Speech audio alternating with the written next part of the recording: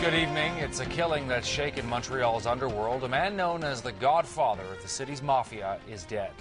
86-year-old Nicolo Rizzuto was murdered in his Cartierville home in North End last night. Stéphane Giroux has more on the death and its possible consequences. The shot came from this wooded area shortly before 6. A bullet pierced the solarium, then the patio door. It hit Nicolo Rizzuto as he prepared dinner with his wife and daughter. He was rushed to hospital and was later pronounced dead. His wife and daughter were treated for shock. Police and media soon closed down Antoine Berthollet Street in Cartierville, where several mobsters live. Many friends and relatives came to support the patriarch's family, but they remained silent. At age 86, Nicolo Rizzuto had become a sort of local celebrity, with his old fedora and constant smile for the media. He was born in a house behind this church in Cattolica Eraclea in Sicily, and immigrated to Montreal with his wife and children in 1954. He quickly climbed the organized crime ladder in the 1970s. The Rizzutos moved to Venezuela and built a drug empire which supplied cocaine and heroin to North America. But in 1978, the Montreal leader, Paolo Violi, was shot dead. The Rizzutos moved back to Montreal, and the patriarch would pass on the reins to his son Vito with the blessing of the 5 New York crime families. The Rizzutos would reign for 3 decades. But in 2004, the FBI had Vito arrested and deported to the United States for his role in a mob hit in New York in 1981. Nicolo would come out of retirement to take over his son's business. His headquarters was the Café Consenza in St. Leonard. Hidden microphones and cameras from police would catch the Godfather stuffing stacks of money in his pockets and socks. A police crackdown in 2006 led to massive arrests. It also marked the explosion of a power struggle to take over the mob. Family members were killed or kidnapped, never to be seen again. Other mobsters began living in fear. Yesterday's murder pretty much sealed the fate of the 30-year reign of the Rizzuto clan. He was the last one alive. In Montreal, there is no war. The victims are all on one side. What puzzles police is the way Rizzuto was killed, which goes against the so-called code of honor. They did it inside his house and in front of family. Normally they have a code of honor that they will do those kind of crimes without involving the family's members. But mob experts suspect the old traditions of honor and respect no longer matter in the Mafia. For them to kill someone that old is sending a very potent message to everyone in that family that they're finished. If it is an internal power struggle, the new emerging faces aren't known yet. We've had 3-4 members of the Rizzuto clan gunned down or put away, and we don't know by whom. We don't even have a name. We don't even have a suspect. We don't know who the rising power is. So it is very opaque. And I think it's going to take a little while for us to begin to figure out who is the new name in the Mafia in Canada. So given that, Steph, where does the police investigation go from here? Well, investigating the murder will not be easy. As you know, the Mafia isn't exactly keen on cooperating with police. They usually like to settle their scores in a much different way. Now, there are plenty of video cameras around the Rizzuto home. I saw them myself. Whether the family will agree to turn over the tapes to the police is quite another matter. That's why they're asking for the public's participation. But what police are more interested in right now is, just like Julian said a few minutes ago, is who are the new leaders? Who is so ambitious and so powerful to have the courage to actually go out and wipe out an entire clan that's been dominating the Montreal Mafia scene for so long without the permission from the New York gang? That is the main concern by police, because so far no names are emerging other than the theory that these are younger members of the Mafia eager to make their mark, but who might be tired of waiting for the old guard to move on. Okay, thank you very much, Steph. Stéphane Giroux on the latest in the murder of Nick Rizzuto. So is this the end of the Rizzuto crime family in Montreal? They have suffered a series of blows. Nicolo, or Nick Rizzuto, as he was known as, was the don of the family. He became the boss in 1978 after the murder of Mafia leader Paolo Violi. Then Nick's son Vito took over the reins in the 1990s. Vito Rizzuto, currently in jail in Colorado, scheduled to be released in 2012. Agostino Contreras was a top lieutenant in the family. He was murdered along with his bodyguard last summer. And then there's Paulo Renda, another top member of the Rizzuto clan. He was kidnapped and has been missing since last May. Finally, Nick Rizzuto Jr., the son of Vito, grandson of Nicolo. He was never convicted of any crime related to the family. He was murdered in NDG in December of 2009. Hi, I'm Mark Kelly, and welcome to the show. Well, it's made the news all over the world, from the U.S. to Australia, from India to Italy, because even though Nicolo Rizzuto lived in Montreal, he was the alleged godfather of one of North America's most storied mob families. And as he sat and dined in his own living room, his wife and daughter nearby, reports suggest a single bullet pierced 2 windows and killed him. In the language of the Italian Mafia, to be whacked in your own home in front of your own family is more than a murder. It's an insult. For the Rizzuto clan, it could also be a fatal blow. The rise of the Rizzuto clan began with a funeral. After top mobster Paolo Violi took a shotgun blast to the head in 1978, Nicolo Rizzuto Sr. became the godfather of the Montreal underworld. But after decades of dominance, fortune turned against the family. Best lawyer in the country over here. In 2003, Rizzuto's son Vito was implicated in a triple murder in Brooklyn.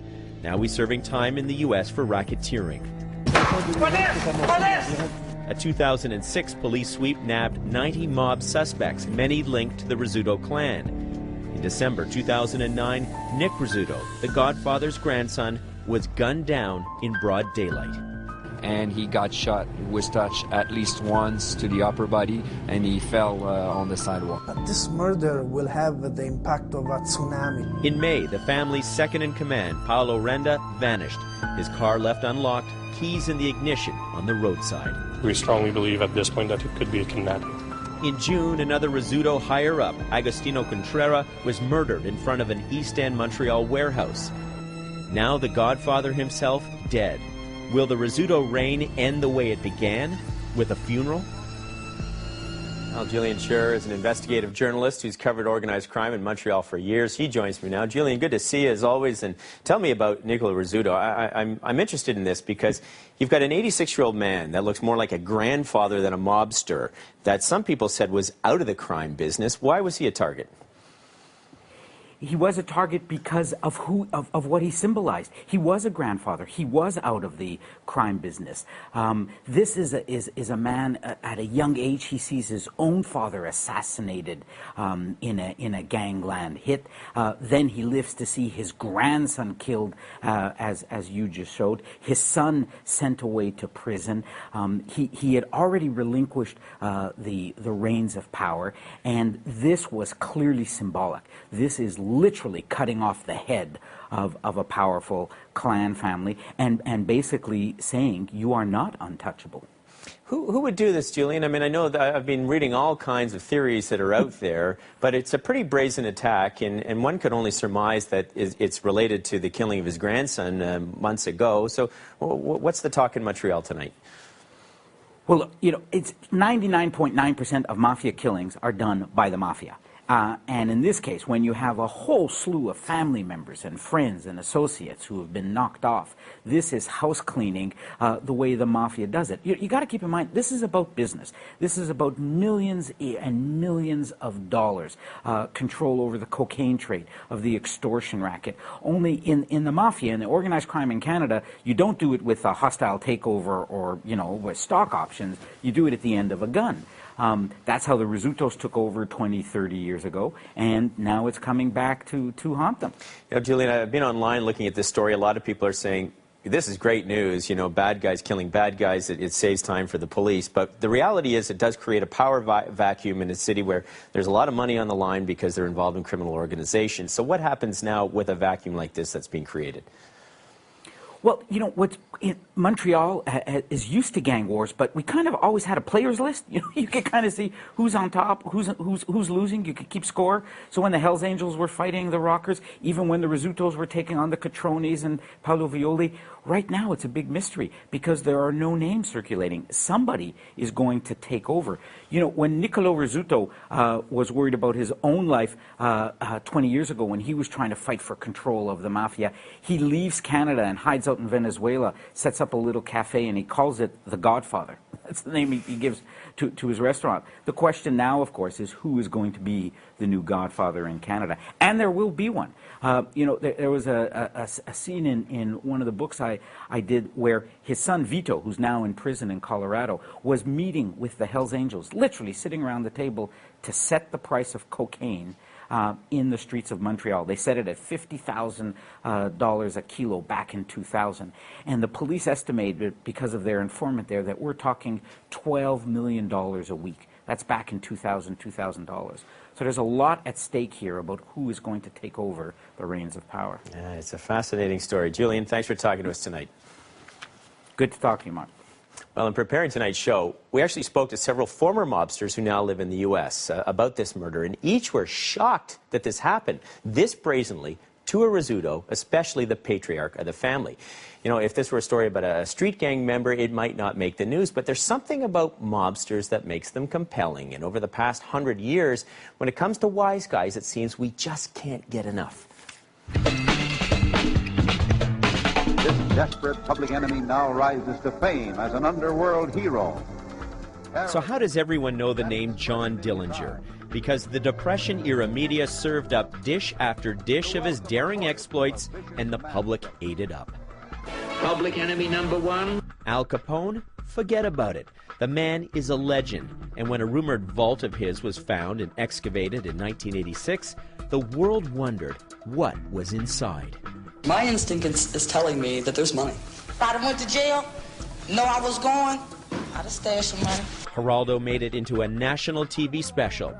What secrets lie hidden inside Al Capone's vaults? Find out when we open it on live television. Okay, so the vault was empty, but it didn't dull the public's fascination from the Both Godfather. were men, both commanded the most powerful and merciless crime organization in the world. To Goodfellas. As far back as I can remember, I always wanted to be a gangster. From The Sopranos.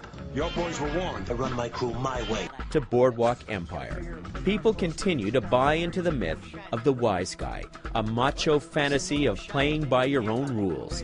But is that what life in a crime family is really like?